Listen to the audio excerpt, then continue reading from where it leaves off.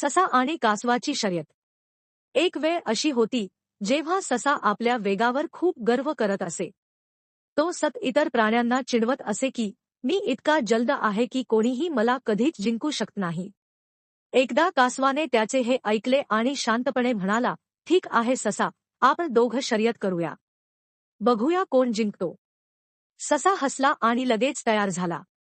कासवा मला हरवेल असा त्याला विश्वासच नव्हता.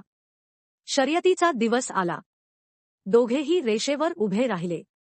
शिटी वाजली आणि ससा वायासारखा पळायला लागला. काही वेळात तो खूप पुढे गेला. मागे वळून पाहिलं तर कासव अजून दूर दिसत होता.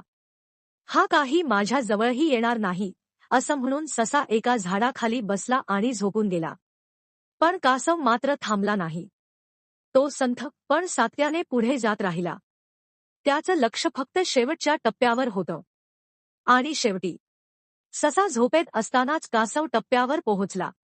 ससा उठला तेव्हा त्याला आश्चर्य वाटलं, कासव जिंकलं. हो, कारण कासवने संयम, चिकाटी आणि सातत्य दाखवलं. त्याने कुठेही थांबून गर्व केला नाही. ही गोष्ट आपल्याला शिकवते की जलद असणं महत्त्वाचं नाही, सातत्याने प्रयत्न करणं आणि थांबून देणं हेच